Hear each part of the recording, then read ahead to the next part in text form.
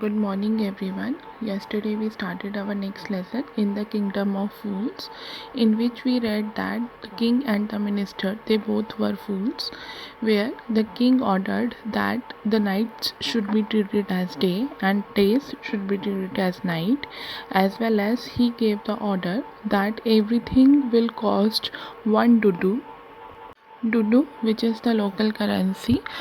Then once a guru and his disciple came to the kingdom, and when they found that what was happening over there, the wise guru realized that it would be dangerous for them. It would not be safe to stay there. Then he suggested to his disciple that they should move from there, but the disciple was very happy as he was foodie and he was getting each and everything in one to do, so he decided to stay over there.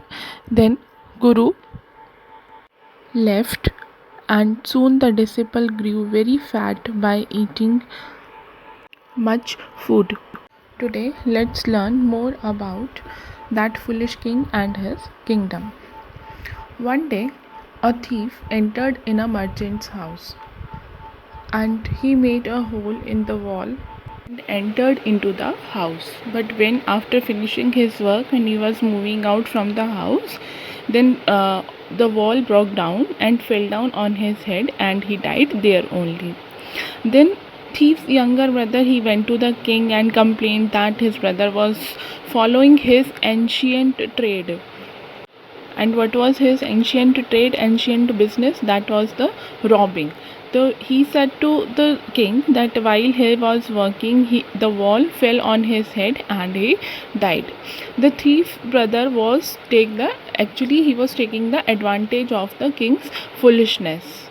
Then, after listening to the merchant, the king, he said that the merchant whose wall has fallen down on his brother was the culprit. He should have made a strong wall. Then the thief's brother, he requested the king to punish the merchant and get compensate for his family. On the other hand side, the king was so foolish that he did not consider the fact that the dead man was committing theft at that time of his death.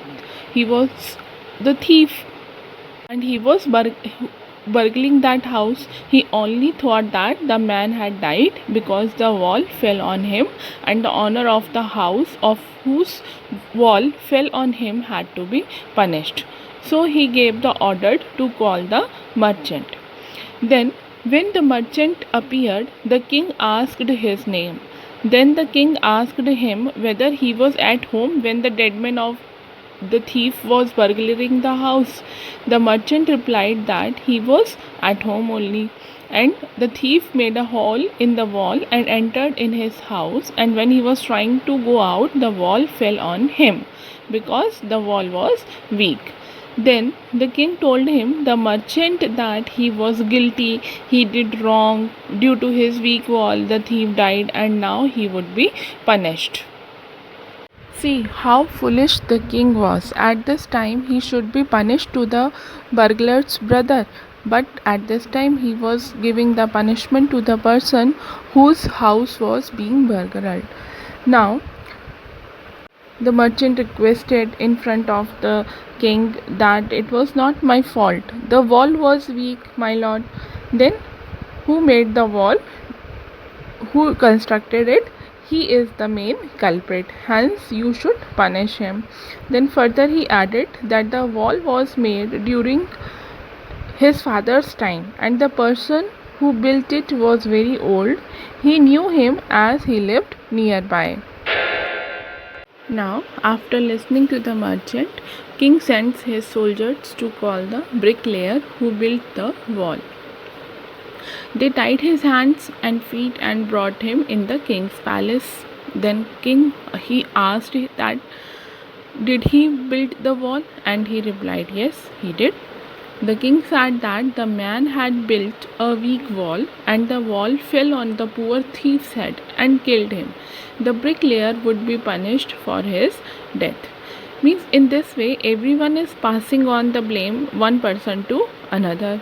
And when the king was about to pass an order to execute the bricklayer, he requested the king to listen to him.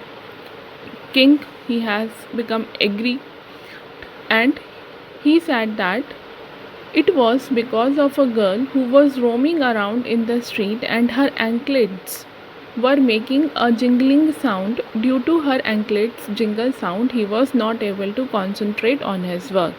So he built a weak wall. And it was not his mistake, it was the fault of that girl who was coming up and down on the street and who was distracting the bricklayer. Then he added that he knew where the dancing girl lived, so she should be punished instead of him. The king was satisfied with the bricklayer's explanation because he was foolish, he was not able to take his own decision, he was depending on the others. So, whatsoever everybody was saying, he was getting convinced. Then he tells that the case is very complicated and will not be able to solve easily. So he ordered his messenger to get that dancing girl. The dancing girl also had become an old woman, and she was trembling when she was entering into the court. And the king asked her that many years ago, was she roaming around in the lane while the bricklayer was constructing the wall, and her movement distracted him. She confirmed him, and he told her that as she was roaming around with the anklets jingling and it distracted the bricklayer, due to this he was not able to do his work properly, and he built a bad wall which fell on the thief and he was killed. It was because of her that the thief died and she would be punished with death. Now, in this way, everybody was transferring their blame to the others. First, the thief's brother came over there, who blamed the merchant. When the merchant was to be punished, at that time he transferred his blame on the bricklayer, and bricklayer transferred his blame on the dancing girl, and he said that the dancing girl distracted him, who was roaming up and down on the street.